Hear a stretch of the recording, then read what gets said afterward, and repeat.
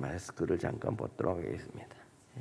마스크를 쓰고 설교를 하고 싶은데 코가 막혀서 숨 막혀서 죽을 것 같아요. 답답해서. 자다가 벌떡 일어났습니다. 숨이 안 쉬어져서. 그냥 코가 한 짐입니다. 제가 그때 알았어요. 이 상태에서는 입에다가 테이프만 붙이면 저절로 죽겠구나. 정말이에요. 코로는 일로도 숨이 안 쉬어져요. 그런 경험을 제가 했어요. 얼마나 코가 꽉 막혀 있는지 그 답답함과 그래도 하나님 앞에 감사했습니다. 그나마 입이라도 뚫어놔서 제가 입으로 숨을 쉽니다. 경험을 해보셔서 잘 아실 거예요. 코로나가 나오면 그냥 활기차고 나를 것 같은데 저는 미제 코로나가 들어왔더니 국산 코감기가 야 웃기지 마. 너 국산이 얼마나 센지 한번 그러고선 저를 쳐들어와가지고 지금 진을 치면서 아주 그냥 제 숨통을 조이고 있습니다. 사실 오늘 제가 군선교 때문에 지금 저기 영월에 가서 인관하는 군목사들과 함께 오늘 인관 예식을 하는데 설교를 하러 오늘 제가 가야 돼요.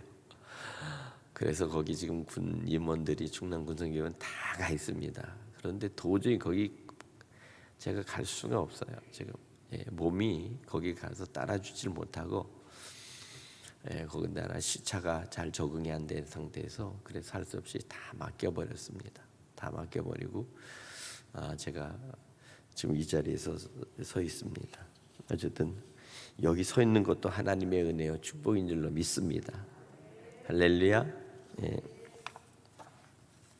오늘 이 말씀은 제가 미국에서 말씀을 계속 보다가 제게 은혜로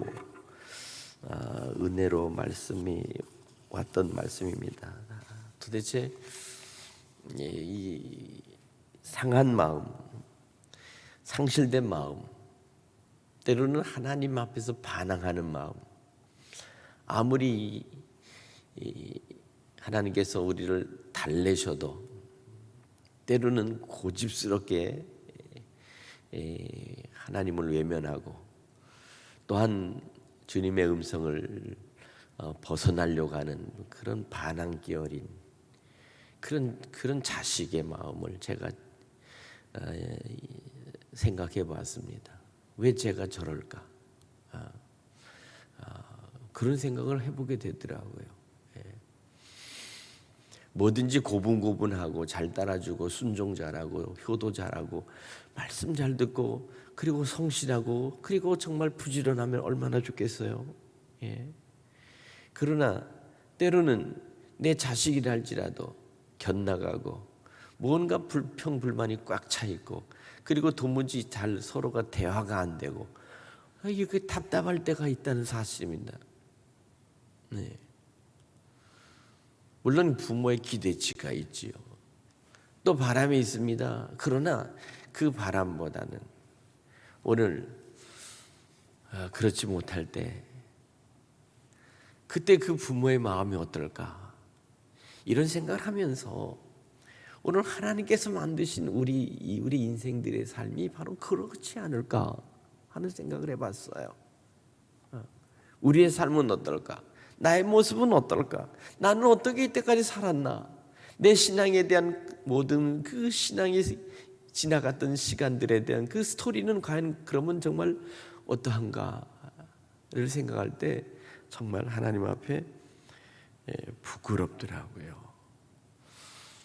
제가 제 젊었을 때부터 하나님의 부르심 속에서부터 쭉 생각을 했습니다. 내가 언제 하나님 부르심을 받았지? 나는 언제 하나님의 은혜 가운데서 붙들렸지? 나는 언제 주님의 말씀 앞에서 내가 비로소 나는 순종하겠다고 결심했지? 이런 것들을 가만히 생각해 보면서 우리 부모님과 나의 관계를 또 한번 생각해 봤습니다. 그러면서 또 내 자녀들과의 관계를 다시 한번 생각해 봤어요. 사람은 때로는 멀리 떨어져서 아무런 주어진 어떤 제약 없이 또 어떤 구속력 없이 그리고 어떤 한 곳에서 머물 때 그때 비로소 그때 지난 이야기나 갔던 그 모든 시간들에 대한 것들을 다시 한번 되짚어 보더라고요. 복귀. 바둑할 때요, 바둑하는 사람들이요, 지건 이기건 끝난 다음에 자기들끼리 또 뚜벅뚜벅 또 두기 시작해요. 왜 둘까? 복귀해 보는 거예요. 이긴 사람은 어느 점을 내가 놨기 때문에 이겼다 하는 거고요. 진 사람은 내가 왜 여기다 돌을 놨기 때문에 내가 졌을까? 네. 이 바둑하는 사람들이 수가 무궁무진하잖아요. 그러니까 한순간 돌을 잘못 놔버리면 결국 그것이 패착.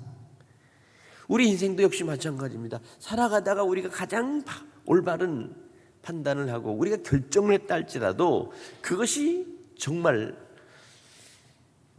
결국 해서는 안 될 그러한 일들을 우리가 하게 된다는 거예요. 그리고 나서는 그 다음부터는 한번 그렇게 되면 그 다음부터 돌아가는 것은 그 다음대로의 실패 아니면 잘못된 어떤 상황 속으로 그냥 빠져들어가는 거죠. 돌이킬 수 없습니다. 시간이 조금 더 지나면 지날수록 점점 더 일이 꼬이게 되고 점점 어려워지게 되고 나중에는 도대체 이것을 헤어날 수 없는 상황 속에서 결국 완전히 이제는 결국 망하게 되는 겁니다. 예. 바로 그것입니다. 오늘 성경 호세아 6장 1절부터 오늘 3절을 가만히 읽어보면 먼저 고침받는 길이 무언가를 발견하라는 것입니다. 고침받는 길이 있다. 다시 돌이킬 수 있는 일이 있고 다시 시작해도 이제 될 수 있는 기회가 있다라고 하는 기회. 세상에 살아가면서 모든 일을 생각할 때 뭔가 어떤 일을 할 때 분명히 우리는 잘할 수도 있지만 잘못할 수도 있죠. 근데 잘못할 수 있는 그 상황 속에서 깨닫는 순간 우리는 분명히 그때 결단해야 됩니다. 내가 이 시점에서 돌아서면 내가 좀 억울하고 손해보고 때로는 큰 아픔이 있어도 다시 이렇게 돌이킬 수 있다라고 하는 그 어떤 한계치, 임계치라는 것이 있어. 임계치. 예. 근데 그것을 놓쳐버리거나 아니면 그것을 무시하거나 아니면 고집스럽게 끝까지 해보겠다고 생각하고 밀어붙이면 그 다음부터는 회복 불가능한 상태로 떨어져 버린다는 거예요. 거기서 이래서 여기 지혜가 필요해. 하나님 우리에게 그것을 알려주시기 위해서 이스라엘 백성들 오늘 여기 에브라임아 유다야 하면서 소리치면서 당신의 백성들을 부르시는 거예요. 여기 에브라임은 누굽니까? 북이스라엘. 10지파의 북이스라엘의 가장 대표적인 주자로서의 그 지파가 에브라임 지파였어요. 에브라임 지파. 남쪽의 유다와 베냐민의 지파. 이 분단된 이 두 나라를 바라보면서 하나님 가슴을 치는 거예요. 왜? 저들이 장차 앞으로 다가올 큰 환난과 시련이 있는데도 불구하고 보걱보걱 우기고 돌아오지 않고 에브라임은 자기가 손을 잡으면 좋을 줄 알고서 강대국과 손을 잡으려고 손을 내미는 겁니다. 아수르, 우리로 말하면 지금 중국 같은 나라예요. 소련 같은 나라예요. 북쪽의 북방민족입니다. 이 사람들과 손만 잡으면 될 줄 알고 그들과 화친하고 손을 잡으려고 하는 겁니다. 남쪽의 유다는 어떻습니까? 남쪽 유다는 저 밑에 애굽하고 손을 잡으면 된다고 애굽하고 서로 동맹을 맺고 있어요. 상황은 그렇습니다. 우린 성경을 가만히 보면서 지금 현재 오늘 이 시대 우리의 처한 상황과 똑같은 상황이 그대로 호세아서에서 그대로 역사적인 시점에 상황도 똑같아요. 모습도 똑같고 그런데 우리에게 주어진 것은 너무나 아주 흡사하고 시대적으로 돌아가는 상황이 비슷해요. 참 어떤 데 보면 이 성경은 꼭 우리 지금 우리 민족을 위해서 써놓은 것 같아요. 요새 저는 그렇습니다. 성경 읽을 때마다 그래요. 북쪽에 있는 북이스라엘 그 대표하는 그 에브라임 지파의 그들과 남쪽에 있는 있는 백성들이 끝내 하나님께로 돌아오지 않고 하나님을 멀리하면서 오늘 여기 하나님께서 가슴을 치면서 저들을 부르고 저들을 찾습니다. 에브라임아, 내가 내게 어떻게 하랴? 유다야, 내가 내게 어떻게 하랴? 너희의 인애가 아침 구름이나 쉬 없어지는 이슬 같구나. 저들이 하나님을 사랑하는 그 사랑이 눈꽃만큼밖에 없다는 겁니다. 그냥 쉬 사라지는 거예요. 그냥 제 갈 길로 가는 거예요. 오늘 지금 시대적으로 지금 우리는 지금 아주 격변기와 함께 아주 전환기에 지금 우리는 지금 서 있습니다. 이 나라가 격변기와 함께 전환기. 미국이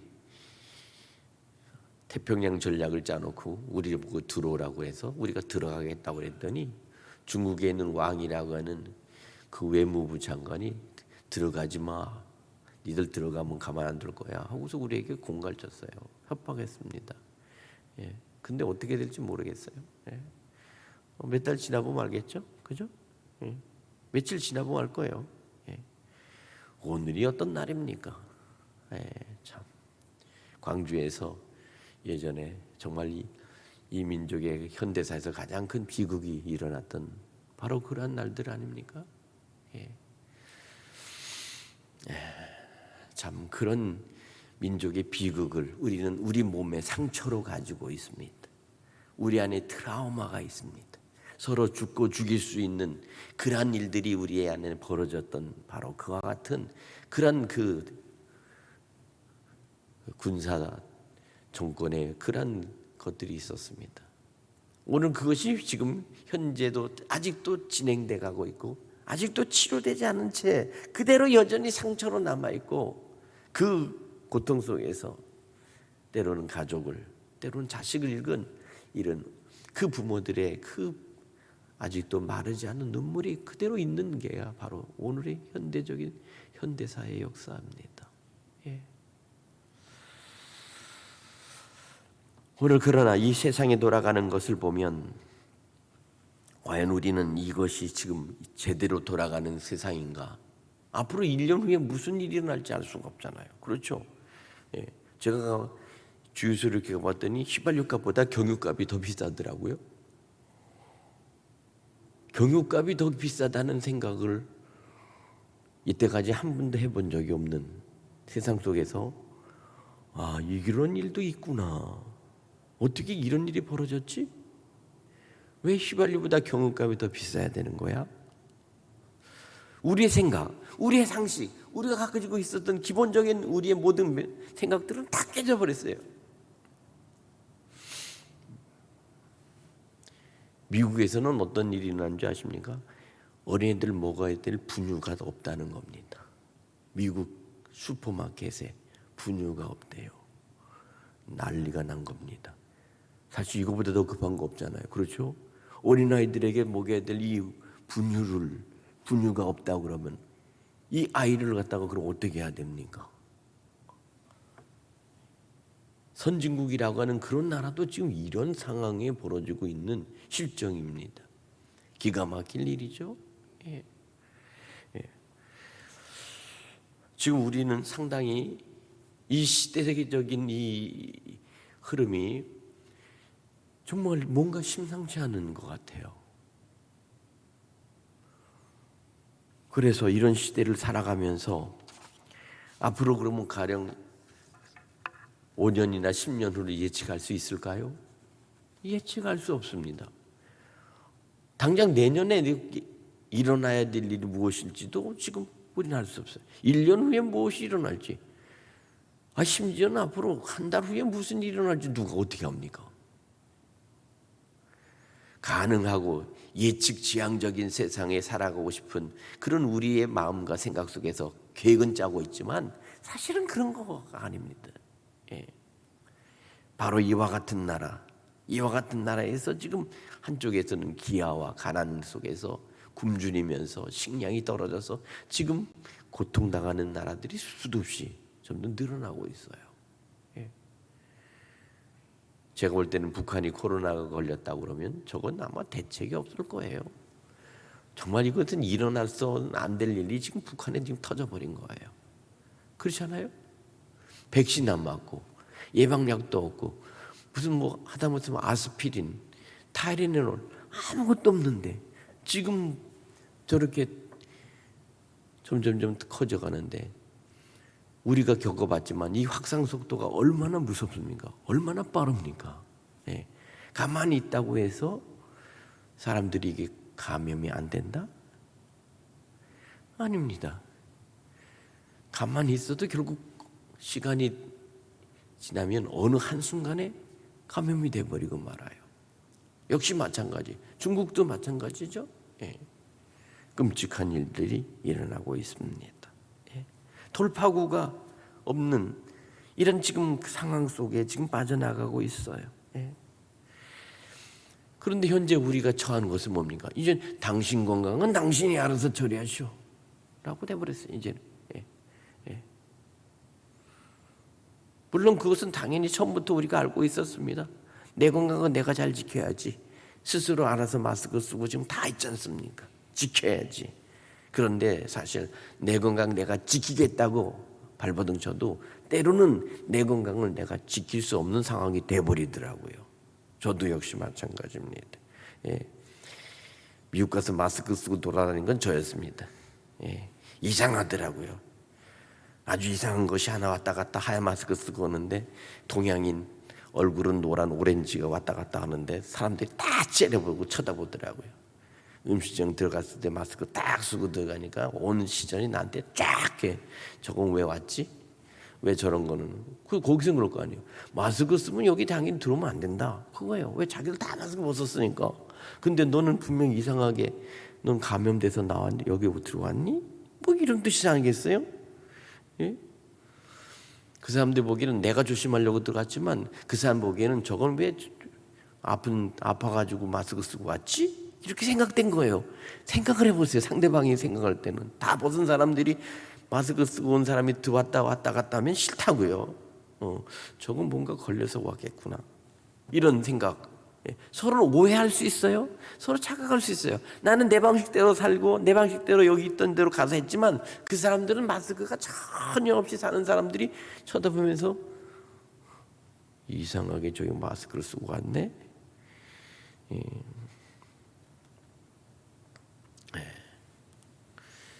그 웨이트레스가 음식 갖고 오는데 이상하게 막 뭐라고 큰 소리 하더라고요. 근데 제 아들이 그래요.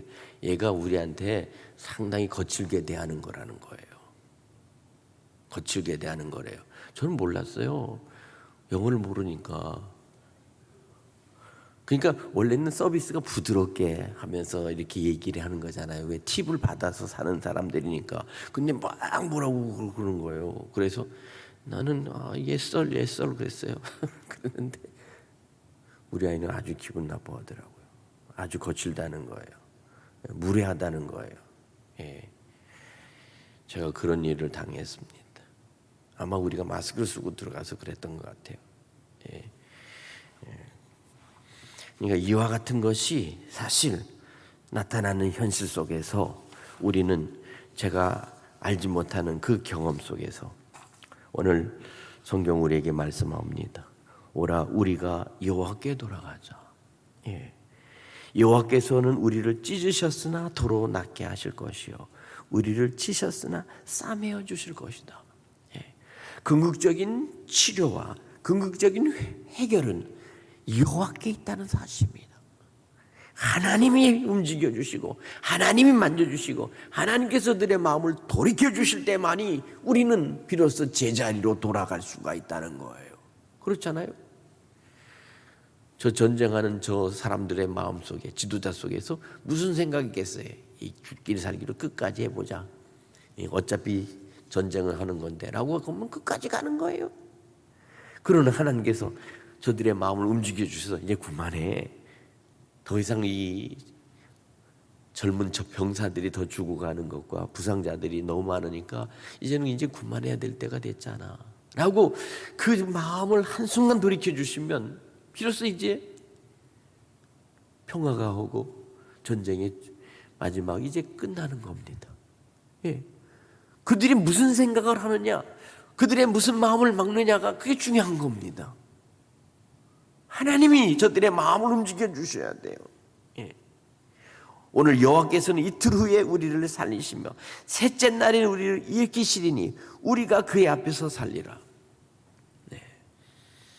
우리 주님은 우리의 모든 죄를 담당하시고 십자가에서 그 피를 흘리시고 마지막 죽기까지 로마의 그 군병의 그 창끝, 로마 군인의 창은요 아주 뾰족한 쇠창살이에요. 쇠꼬챙이에요. 쇠꼬챙이.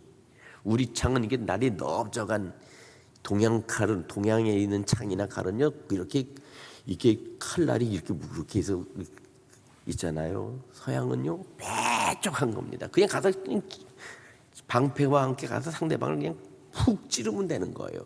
간단히. 그리고 빼는 거예요.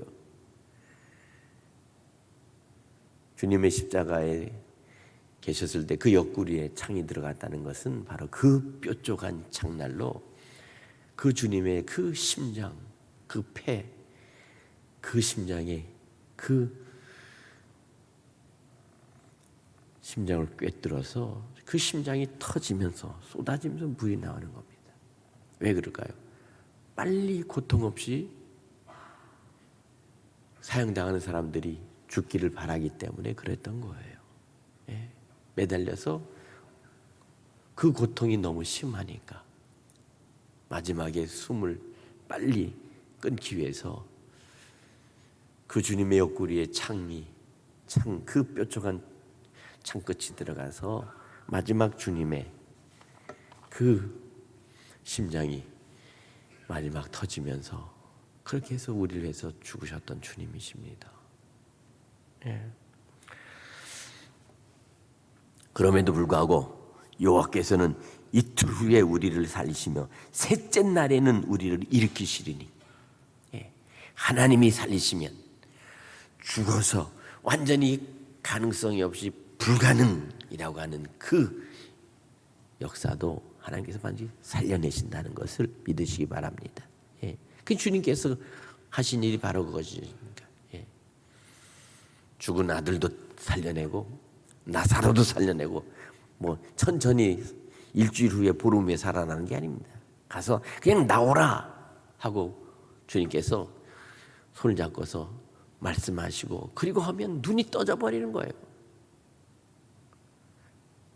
죽은 자녀가 살아나는 겁니다. 나사로가 살아나는 겁니다. 즉시 나타나는 역사죠. 하나님의 역사는 바로 그와 같은 역사가, 신속한 역사가 나타날 줄로 믿습니다. 왜입니까? 하나님의 역사 안에서 나타나는 일입니다. 예. 그래서 오늘 여기 3절에도 그러므로 우리가 여호와를 알자, 힘써 여호와를 알자, 그의 나타나심은 새벽빛같이 어김없나니. 아침에 동력이 환하게 뜨면 그 동력이 뜨는 그 해는 어김없이 뜨듯이 하나님의 역사도 어김없이 우리를 향해서 나타난다는 사실을 믿으시라는 겁니다. 예. 앞으로 미래가 아무리 여러 가지로 어렵고 별의별 수를 다해도 저는 하나님이 함께 하시는 민족, 하나님께 함께 하시는 그 백성, 하나님께 함께 하시는 그 믿음의 자녀들에게는 이와 같이 분명하고 확실하게 하나님의 도우심이, 하나님의 함께 하심이, 하나님의 역사하심이 나타난다는 사실을 믿으시기 바랍니다. 예. 바로 그것이 뭐냐? 주님의 복음 속에 나타났던 겁니다. 예. 주님은 그냥 언제 적당히 라는 게 없어요. 예수님이 가는 그곳에, 주님의 발걸음이 닿는 그곳에는 언제나 하나님의 역사가, 성령의 역사가 나타났다는 사실입니다. 즉시 나타났습니다. 38년 된 그 병자, 혈류병자도 깨끗하게 났습니다. 주님의 옷간을 만져든 바 그 순간 깨끗이 혈류의 근원이 말랐습니다. 예, 이것입니다. 예. 우리는 자꾸만 그 어떤 것들을 과정을 생각합니다. 과정을. 그러나 성경은 언제나 우리에게 결과를 말합니다. 결과. 하나님 안에서 나타나는 결과. 예수님 안에서 나타나는 결과, 복음에 나타나는 그 결과가 어떠하냐? 예. 이 땅 위에 130년 전에 선교사들이 들어와서 그들의 그 피땀 흘린 수고와 눈물과 희생과 그리고 그들의 복음의 증거가 없었으면 과연 이 땅이 어떻게 됐겠습니까? 제가 한국에 있는 이 선교사 역사를 쭉 보니까요, 한국에 들어왔던 선교사의 숫자가 몇 명 정도 된다고 생각하세요? 1942년까지 선교사들이 들어왔습니다. 그리고 태평양 전쟁 때는요 다 철수했어요. 그리고 1945년 이후에 다시 들어왔습니다. 그때 일제시대까지 들어왔던 선교사 수가 자그마치 5천 명입니다. 5천 명. 이 무지한 이 땅에 일제의 그 간악한 그 36년간의 그 고통 속에서 우리를 아끼시고 우리를 구원하시고 이 민족을 하나님의 구원의 은혜 가운데 이끄시기 위해서 선교사들이 5천 명이 이 땅에 들어와 복음을 전했다는 사실을 생각하면 이것은 하나님의 큰 은혜요, 큰 축복인 줄 믿습니다. 제가 미국에서 했었던 미주연의 그 창간호 저널을 쭉 읽으면서 그 역사가 거기 다 있더라고요. 그 사람들은 미국에서 선교사가 한국에서 어떤 일을 했는지를 자기들이 그것을 이제 진술하기 위해서 그러기 위해서 그 자기들의 그 저널을 만들어서 그것을 지금 발표를 하는데 거기에 그게 있더라고요. 제가 읽어서 깜짝 놀랐어요. 나는 몇 명이 들어왔는지 궁금했어요. 도대체 한국에는 얼마나 많은 선교사들이 왔다 갔나? 근데 거기에 기록이 다 돼 있더라고요. 당시에는 그 사람들이 뭐 비행기 타고 왔겠어요? 아닙니다. 태평양 건너 배 타고 왔어요. 한 달 보름씩 배 타고 왔다고요. 한 달 보름씩 배 타고. 네. 우리는 하나님의 은혜 가운데 이 민족은요 복음 앞에 빚진 자들입니다. 선교사들에게 빚졌어요. 그들이 학교 세우고 우리 감리교 선교사들이 병원 세우고 처음에는 윤호하지 않았습니다. 복음을 증거하지 않은 복음을 전할 수 있는 그 시대가 없어요. 고종이 왕이었을 때, 고종 황제가 있을 때 복음을 쉽게 전할 수가 없어요. 그래서 그들에게 뭡니까? 할 수 있는 일이 뭔가? 제일 첫 번째 학교를 세우는 일이었습니다. 오케이. 병원은 세립니다. 너무나 감사하지. 그렇게 해서 복음이 시작되었고 그와 같은 일을 했기 때문에 민족의 계몽이 일어난 겁니다. 예. 양반과 사대부들이 정신이 번쩍 난 겁니다. 예. 신사유람단이라는 사람들이 해가지고 해서요 1880년에 미국을 갔었는데 민영일 대표에서 갔는데 우리는 도포 입고 그리고 삿가 쓰고 그리고 갔습니다. 그 사람들 양복 입고 있었죠. 예. 그래서 저 샌프란시스코에서부터 저 워싱턴까지 보름 동안 기차 타고 가가지고 했을 때 그 사람들이 보았던 게 뭘 것 같아요? 예. 그 당시에 뉴욕 이런 데는 이미 벌써 50층짜리 빌딩이 세워져 있었던 텐데 뉴욕이나 이런 데가 이게 기가 막힐 일 아닙니까? 눈이 뒤집혀졌죠. 예, 우리는 말 타고 다니던 시대, 걸어 다니던 시대인데 이만큼 격세지감 있는 시대 속에서 우리나라를 그 당시에는 은둔의 나라였다. 그래서 세계에서요 제일 서양 사람들이 안 가본 나라가 어느냐? 코리아였어요. 아프리카는요 흑인을 데려다가 했기 때문에 유럽 사람들이나 미국 사람들이 아프리카는 뒤지고 뒤져서 금은 다이아몬드 찾기 위해서 별의별 짓을 다 했습니다. 예. 안 가본 데 없었어요. 동남아시아도 다 가봤어요. 유일하게 코리아만 안 왔습니다. 그런 사람들이 코리아에 오게 된 거예요. 예. 유일하게 세계 마지막 최종적인 마지막 땅 끝이 1880년대는 코리아였다고요. 코리아. 아무도 가보지 않은 나라. 미국이 서양인들이 발을 들여놓지 못했던 나라가 코리아였으니까. 기가 막힌 일이죠. 우리는 아프리카가 굉장히 미지고 오지같이 생각되잖아요. 우리는 아프리카. 이미 그 사람들은요 300년 전에요 아프리카를 뒤지고 뒤져서 아프리카라는 건 손바닥에 놓고 식민지를 삼고 있었던 나라들이 아프리카입니다. 예. 자, 제가 무슨 얘기를 하려고 합니까? 하나님이 우리가 여호와를 알자라는, 여기에 지금 제가 핵심 포인트를 두는 거예요. 오늘의 말씀의 주제는 하나님 여호와를 알아야 비로소 우리의 살 길이 생기고, 여호와를 알아야 비로소 그 여호와의 인내하심을 통해서 우리에게 향하신 하나님의 사랑과 하나님의 은혜와 하나님께서 계획하신 그 계획하심 속으로 우리가 들어가야 돼. 예.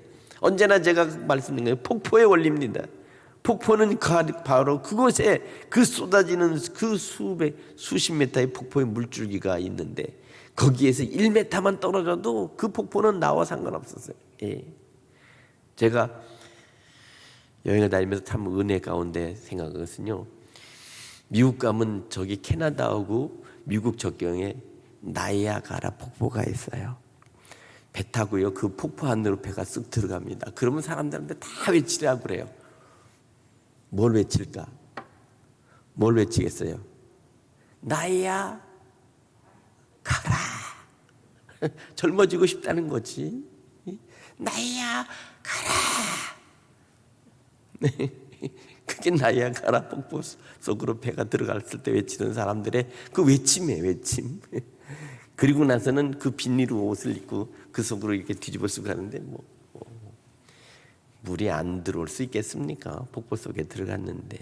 예.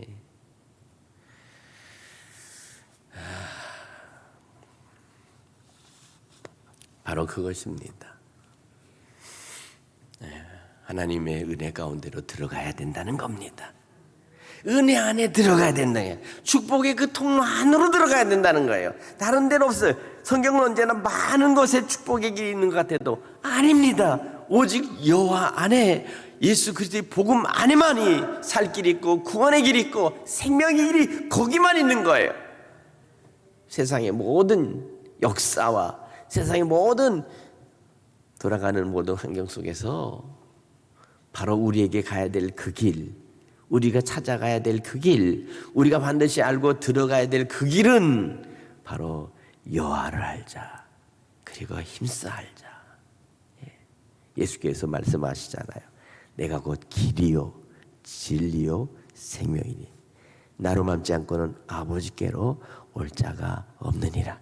할렐루야. 예수님 안에 우리의 살 길이 있다는 겁니다. 예수님 안에 비로소 우리가 찾아갈 수 있는 그런 생명의 길이 있어요.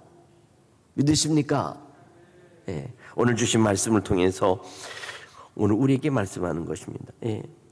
여호와의 나타나심은 새벽빛 같으 어김없나니 비와 같이, 땅에 적시는 늦은 비와 같이 우리에게 임하시리라. 네, 비와 같이 그냥 스며든다는 것입니다. 하나님의 은혜는 스며드는 겁니다. 하나님의 은혜는 알지 못하는 사이에 우리의 모든 것들을 완전히 적셔버리고, 그리고 우리와 함께하는 완전히 동화시키는 거예요. 은혜는 뼛속까지 우리에게 임하는 것이 은혜인 줄 믿습니다. 예. 병들어서 혈액암이 걸리면 이 혈액암의 가장 큰 문제가 뭔지 아십니까? 피입니다. 피. 근데 피가 어디서 만들어지는 것 같아요? 위에서 만들어진 것 같아요? 어디서 만들어진 것 같아요? 우리의 몸에 있는 뼈 속에서 피가 만들어집니다. 28일 만에 한 번씩 새 피로 뼈 속에서 피가 새롭게 새 피로 걸러지고 나머지 것들은 다 소변으로 해서 사라져버린 거예요. 28일 만에 한 번씩. 이게 신비입니다. 하나님의 은혜는 뼛속까지 임해야 돼요. 심령 골수를 쪼개고 찔러 그것을 주께서 아신다고 그랬습니다. 골수, 그 속에 피의 회복과 피의 새로운 새 피가 흘러나오는 그 역사가 있습니다. 하나님, 내 몸에 있는 그 골수까지도 하나님 관여하시고 거기까지도 하나님 손길로 만지시며 그곳에서 하나님의 역사가 나타나는 사실을 믿는다면, 오늘 여기 우리에게 준 것이 하나님의 나타나심은 새벽빛같이 어김없고 또한 비와 같이 땅을 적시는 늦은 비와 같이 우리에게 임하시리라. 할렐루야. 예. 바로 그겁니다. 이 교회 옥상에 뭐가 있는지 아십니까? 제가 고추 모종을 45개를 갖다 심었습니다. 그게 뭐라고 밤 12시에도 가서 물을 줍니다. 왜 그래요? 사흘째 물을 안 줘갖고 얘가 헷가닥 이렇게 누우면 자다가도 벌떡 일어나서 올라가서 수도켜서 물 주고. 왜? 생명이니까. 생명이잖아요. 예. 하나님이 우리를 생각하시는 하찮은 민물이라도 하나님의 그 돌보심과 그 관심, 하나님께서 바라보시는 그 하나님의 은혜, 그 눈길이 가는 곳에 하나님의 역사, 회복, 하나님의 역사 가운데 다시 새롭게 소생, 그리고 하나님의 역사 가운데 나타나는 우리 삶의 새로운 사랑 안에서의 아름다운 모든 모습으로 바뀌어가는 겁니다. 하나님을 알 때 우리의 성격, 우리의 성품, 우리의 기질, 우리의 가지고 있는 마음가짐과 그리고 생각에 대한 가치관까지도 우리는 하나님께서 바꿔놓으십니다. 바꿔놓으신다고요. 믿으십니까? 이것이 바로 복음의 역사요, 하나님의 은혜의 역사인 줄로 믿습니다. 이 여호와를 힘써 알고, 하나님을 힘써 알고 우리가 여호와께로 돌아가자. 예, 예. 여호와께서 우리를 찢으셨으나 도로 낫게 하실 것이요, 우리를 찢으셨으나 싸매어 주실 것이다. 예. 돌아가지 않고 반항하고 끝까지 하나님 은혜 가운데서 떠나버린 사랑하는 자녀들을 향하여 다시 부르시는 하나님의 음성을 우리가 비로소 깨달을 때 참된 회개와 참된 새로운 변화가 우리의 심령 그 깊은 곳에서 하나님을 향해서, 아버지를 향해서 인격적인 하나님의 은혜를 깨달을 때 비로소 탕자가 마지막에 결심하고 돌아서듯이 우리가 하나님 앞에 돌아설 때 비로소 놀라운 새로운 자식, 하나님의 자식으로서의 회복의 역사가, 그 지위의 위치에 걸맞는 축복의 역사가 나타난다는 사실을 탕자의 비유를 통해서 우리에게 말씀하는 거예요. 이게 똑같은 말씀이에요. 여기 에브라임아 내가 내게 어떻게 하랴, 유다야 내가 내게 어떻게 하랴. 부르짖는 아버지의 음성입니다. 어떻게 하랴. 예. 자식이 있으면 여러분 어떻게 하면 좋겠습니까? 예? 우리가 자식들에게 어떻게 하면 좋겠어요? 아버지의 마음입니다. 여호와의 마음이에요. 하나님의 마음이에요. 하나님의 인격적인 그 사랑 안에서 우리를 향하신 하나님의 뜻과 하나님의 그 마음의 그 깊은 곳에 고통이 이와 같이 절절히 드러날 때 우리는 그분의 생각, 그분의 마음, 그분의 크신 사랑을 우리가 다시 깊이 깨달아야 될 줄로 믿습니다. 예. 오늘 6절에 오직 했으면 나는 인애를 원하고 제사를 원치 아니하며, 그래서 인애, 진정한 사랑으로 주님 앞에 돌아오는 그 마음, 주님 앞에서 온전히 사랑하는 그 마음으로 주님을 바라보는 마음, 번제보다도 하나님 아는 것을 원하노라. 희생의 제물이 아무리 좋고 아무리 살찐 송아지를 잡아서 하나님에 드린다 해도 그거보다는 나는 네가 나를 알기 원한다, 내 심령을 알기 원하고 내 마음을 알기를 원해 라고 아버지께서 우리에게 그와 같이 말씀하고 있습니다. 오늘 사랑하는 여러분, 오늘 이 시간 하나님을 아는 것이 무엇일까요? 성경은 하나님을 아는 것이 기록되어 있는 책입니다. 이 성서는 하나님을 아는, 하나님이 어떤 분이신가를 아는 것을 알려주기 위해서 이렇게 두껍게 이렇게 써 있다고. 두껍게. 근데 그것은 뭡니까? 답은 한 줄입니다. 하나님을 아는 것. 하나님을 아는 것이 너에게는 지혜라고 그랬어요. 하나님을 아는 것이 지혜다. 솔로몬 잠언 1장 7절에 여호와를 경외하는 것이 지식의 근본이다, 이렇게 말씀하고 있지 않습니까? 오늘 이 시대에는 병든 시대입니다. 이 세상은 지금 어디를 향해서 가고 있는지 알 수 없을 그 끝을 모르는 곳으로 가고 있지만, 그러나 우리는 바로 그 속에서 우리는 바른 방향과 항로를 정해야 됩니다. 항로를 정해야 돼. 예. 떠내려가는 그 모타보트에서 밑에 절벽과 폭포가 기다린데도 불구하고 여전히 신나게 그 폭포를 향해서 달려가는 어리석은 자가 돼서는 안 됩니다. 예. 세상이 지금 그와 같아요. 예. 오늘 우리는 다시 한번 말씀을 통해서 우리는 우리의 모든 것을 가지고 즉시 주님의 말씀에 의지해서 일어나야 될 줄 믿습니다. 예. 베데스다에 38년 된 그 절망스러운 그 병인이 주님께서 말씀하실 때 즉시 일어나라, 내 침상을 메고 집으로 돌아가라. 즉시 일어나라, 즉시 침상을 들고 즉시 집으로 출발해. 여기 중요한 건 뭐냐? 즉시입니다. 즉시. 하나님 말씀을 들을 때 우리는 즉시 우리의 삶의 방향을 바꿔야 되겠다는 믿음의 결단이 있어야 될 줄로 믿습니다. 기도하겠습니다. 주님, 은혜 감사합니다.